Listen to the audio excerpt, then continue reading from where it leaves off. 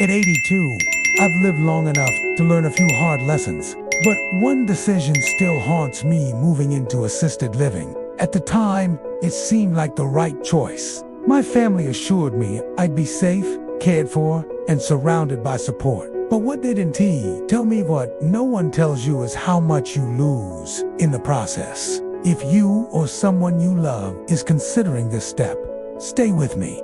I'll share 6 painful truths I wish I'd known before I signed those papers. By the end, you might rethink everything. Regret 1. I gave up more than just my home, the bland food, or the tiny room. It was realizing I'd surrendered my independence. At home, I decided when to eat, when to sleep, when to sit in the sun with a book. But in assisted living, my life ran on someone else's schedule. Breakfast at 7:30 a.m. sharp, even if I wasn't hungry. Lights out at 9 p.m., even if I wasn't tired. I needed permission to take a walk outside. Slowly, I stopped feeling like a capable adult and more like a patient. And once that independence is gone, it's nearly impossible to get back. Regret 2. Visitors disappear. My family promised they'd visit often, and they did at first. But as months passed, the visits grew shorter, farther apart. "We're busy," they'd say. "You're in good hands." And they weren't wrong, but no one warned me how lonely it feels when the world moves on without you. Holidays were the worst. Empty chairs where grandkids used to laugh. Eventually, I stopped asking, because the cruel truth: out of sight is out of mind. If this resonates, comment 2 feet below. You're not alone. Regret 3. I lost my purpose at home. I had purpose: watering plants, cooking meals, even sorting mail. Small tasks gave my days meaning. But in assisted living, everything was done for me. No chores, no responsibilities, just empty hours. I watched fellow residents, once teachers, artists, engineers, wither away from boredom. One man, a retired mechanic, whispered to me, "I used to fix things. Now I just wait." That's the hidden cost. When you're not needed, you start to disappear. Regret 4. My body aged faster.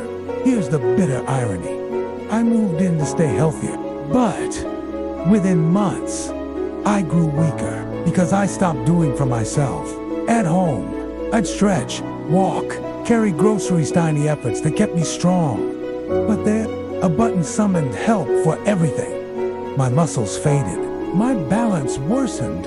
My neighbor, a former dancer, put it perfectly: "This place, dose and tea, keep you alive. It just keeps you from dying." If I'd known, I'd have fought harder to stay active. Comment 4 if you've seen this happen. And subscribe, we've got more truths ahead. Regret Lima. Privacy gone. Imagine needing help to shower or having a stranger walk in while you're dressing. In assisted living, dignity slips away, one small humiliation at a time. Shared rooms mean no solitude. Scheduled bathroom breaks mean no spontaneity. Even your meals are chosen for you. You trade privacy for safety until you forget what it's like to truly be yourself. Regret 6. It's a one-way door, the biggest lie. Try it. You can always leave. But once you're in, leaving is a battle. Your home may be sold. Your body may weaken. Your family may worry you can't cope alone. I watched residents beg to go back only to hear, "It's too late." That's the trap.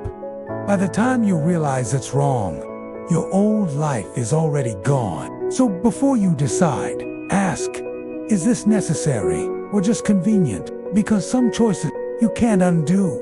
If this helped you, share it. Someone out there needs to hear it today. Like, subscribe, and comment with one lesson that shocked you.